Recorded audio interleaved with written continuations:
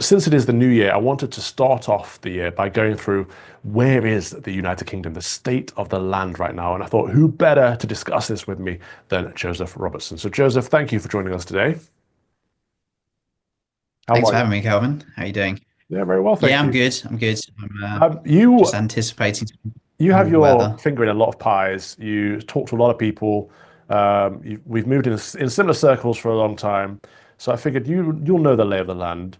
I'm quite antagonistic towards reform, so I wanted to get your stance on reform to start with, and then we'll go to the general population and general politics of the UK. But where is reform at in this moment? Do you think they have a chance at making a dent in the next election, and how big of an impact do you think they can make? Yeah, well, I mean, look, first of all, I view myself as a political realist, so I'm not going to go into all of the things that I think about every party on the right. I think I've all of them have different strengths and weaknesses. The Conservative Party, UKIP, Reform, obviously, they all have things that they do well, and they all have ways of operating that are completely different from each other. They're not all bad. None of these parties are fully bad. They all have good eggs within them. I think Reform at the moment probably has the most central kind of position out of the right wing parties. So the Tories for me are pretty much bang on the left, and I'd say UKIP are probably on the right. I'd say Reform are the sensible centrists in many ways for a lot of people. Or some I could think say the that's a pretty Blairites fair central. assessment, and I think what they're doing. Well, I wouldn't go that far because I mean, I've seen the Tory party from the inside, and so I've got a kind of feeling that yeah, nothing can be worse than that. But one thing I would say with Reform is that they are beginning to eat into a vote share that traditionally a right-wing party probably couldn't access, which is the working class vote. And I think because of that, they are probably going to do some damage at the next election. That's my personal opinion. I think they will get over 100 seats. I don't know if it'll be enough to form a majority, but I think that they are going to do some serious electoral damage, even under the current system.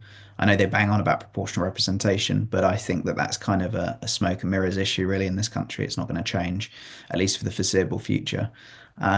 So, yeah, look, reform has its issues. It's not perhaps where it needs to be in terms of policy growth, in terms of structure. It's kind of the victim of its own success in many ways. It's grown so rapidly that it doesn't yet have all those infrastructure pieces in place.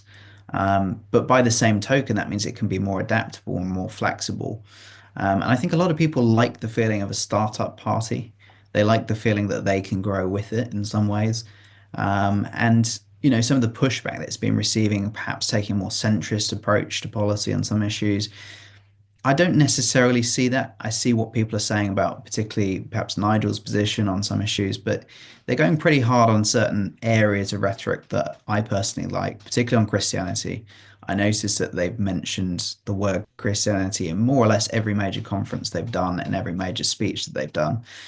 And in terms of immigration, do I think that they'll try and get rid of all illegal migrants? Yes, I do think that. I don't think that their rhetoric has been the strongest on it, but I think the balance of conversations I've had from people within Reform, it's difficult to see how they wouldn't enact that policy.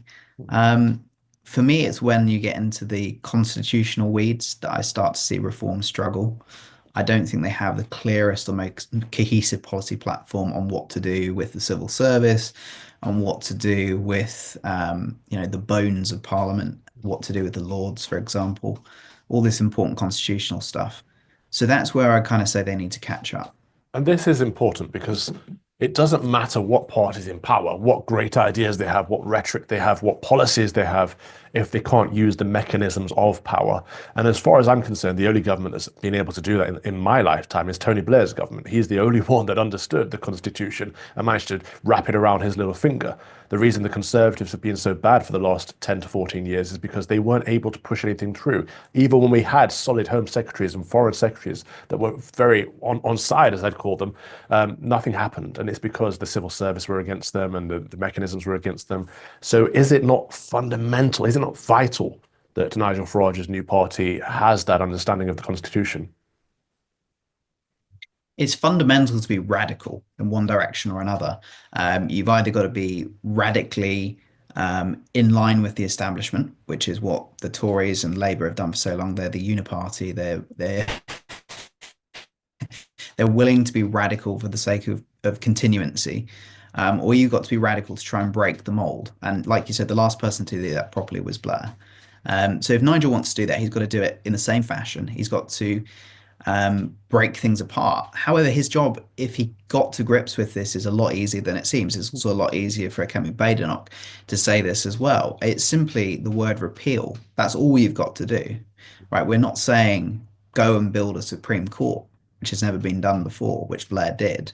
Yeah. We're saying go and tear it down. It's actually so much easier, as the old adage runs, to tear things down than build things, right? So I give Blair so much credit. I think he was a genius. I think what he did was extraordinary. I think he was evil, but that's by the by. He got things done. And to really replicate that, you've got to tear down the mechanisms of the so-called deep state. You know, we hear Liz Truss talking about the deep state in the UK now. What does that really mean? Well, it means all those mechanisms that are put in place for continuancy. That's the best way to describe it. I don't know if people remember in the old Dickens novel, The Circumlocution Office, but that's basically the British system in a nutshell. It's how do we keep things going the same for as long as possible without getting anything done? And that And is how we keep things because of is stable. there a will to do Um, that? So I don't really engage with British politicians anymore. But when I did, people like Kemi Badenoch, for example, would tell me, "No, I'm not going to tear down the Equalities Act, Calvin, because it's important. It's a shield. It's supposed to be used as a shield, not a sword." Or Liz Truss would say, "No, politics the way it is great because we have to operate within this." Like all of them are happy with the way things are. Is there any chance that reform would have the will to tear down the Supreme Court, to strip out the Equalities Act, to start deporting illegal immigrants? Well, do they have that? I think they've got the energy. I think people like Rupert Lowe, as an example, is, the kind of politician who would go and do that. Um, Whether or not they've got the mechanism to do it is a little bit different. You can have all the energy, but if you don't understand the levers of power, you're not going to get it done. This was the problem with Truss. She had a lot of energy, and I think she genuinely meant to tear things down. Whether or not that was purely a vanity project or whether it was ideological is a different debate. But Mm. the fact is, she wanted to get it done. She came in and she didn't understand the system, so she had no way of doing it. And that's my fear with reform. I think that unless they arm themselves with the necessary tools, and those tools are people who know exactly how to do it. And most of those people are the ones who work in finance, the ones who have worked at high levels of civil service. Um, I've got some good friends who were in the civil service at the time when Truss came through. One of the reasons why Truss managed to break through is because she armed herself with probably the most pernicious left-wing civil servant she could find and pallied up with her, Antonia Romeo, and managed to waltz into number 10 off the back of that. So Liz played the game to a point, but she didn't understand all the parameters of power once she got in. So Reform have got to do both. They've got to arm themselves with the tools to get there. This is a Machiavellian game, Calvin, and it's probably why you got so sick of it. You've got to work with your enemies if you want to actually get somewhere, right? And you get to the point where that is quite difficult to do, I agree, and because I they're think ready this to is throw what you under the Boris Johnson bus. did So similar. Farage, I'm not necessarily a fan right? of Dominic Well, Cummings. I Boris, think the way he handled yeah. COVID was abysmal, but at least Dominic Cummings understood the civil service and he wanted to destroy the whole thing. He wanted to bring the whole house down. I think he might have done if Boris would have had the chance if it weren't for that so-called pandemic. Yeah, and exactly this point, right, which is that Boris he used Dom's experience and knowledge, but he also used Manira Merzer and Dougie Smith. Yeah, And the reality is that Manira and Dougie are part of that, let's not hesitate to call them what they are, a cabal that runs the Tory party. they are the deep states. And they did not want Dominic to do what he was going to do. I don't necessarily agree with what Dominic was going to do, but it would have been radical and it would have been an overhaul. And they got in the way of that. They were the continuancy agents who were there to stop that from happening. And look what happened. Dom had to go. So this is the time and time old issue. Liz had it as well. You get to that point, you're about to do the big thing, and then the shadowy man from the bank or the shadowy man from CCHQ comes along and says, "Well, actually, you can't do that. Unfortunately, this is against protocol. Please leave." And Reform have to be completely willing to trash the economy if they get in. Let's be honest. The banks will crash if reform get in because all of the left-wing cartels that run the city will be telling them to shut down the markets, and they will have to stay in power through that chaos to begin with. And then when they realize that they're not going to get a rise and they're not going to get mass resignations, then reform can go to town on the civil service. That's basically the barrier to entry. I absolutely agree. Your bandwidth seems to be having issues, Joseph. I don't know if there's anywhere else you can move your computer to while we talk, but I'd love to get your perspective on, because I've come to the point now where I believe there is no political solution to the United Kingdom's problems. I think they're too deep, too rotten. The swamp needs draining, and there's no one able or willing to drain the swamp. And I think actually it's not just a political problem, it's a faith problem. I think the United Kingdom has lost collectively its faith in our Lord and Savior Jesus Christ. And once you get to that point, kind of God hands us over to our desires, right? So I'm not sure if there is a way to solve the issues we're seeing. Do you not think that we need to somehow return to the faith as well? Is the Church of England and the Roman Catholic Church in England, are they contributing to our demise? Absolutely. I mean, my position on this, I don't believe that without Christ we can return to any semblance of proper monarchy or proper constitutional monarchy in this country. I don't think that that's possible. I think that for too long, faith has been looked at as a kind of byproduct of culture rather than a director of culture. And the reality is that faith is a directive. It's not a side issue. It's not something that we can kind of put on as a cloak to cover other issues. It is the indicator of where the soul of a nation is at. And this is what I'm encouraged with, both by Reform and UKIP, definitely not the Tory party, is this constant rallying cry that we need to return to Christian heritage and Christian values. Now, what that means, I think, looks different for everybody. I think there's too much discussion about Christianity without wanting to get into the weeds of what it really means to be Christian. It actually means that we have to be defending marriage as a primary concept.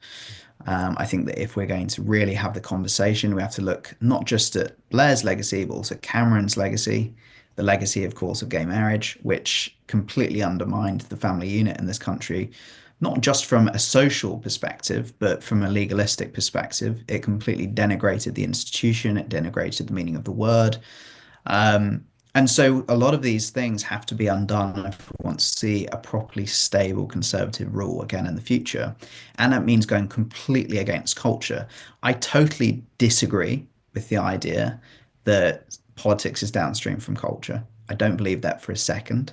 I think that culture is almost wholly downstream from politics, and that as our politics has become more liberal and progressive, so has our culture. I think that it's a top-down procedure. I think there always will be in large-scale societies. And what we need to do is change our politics. We need to change our legislation. We need to reverse what we've done. And we will see the culture flourish as a result of that. Thank you for watching my Common Sense Crusade. If you'd like to watch the whole show, you can subscribe to lotuseaters.com for as little as £5 per month, and then you get access to a bank of content as well. My show is 3 p.m. every Thursday. See you there. Deus Vult.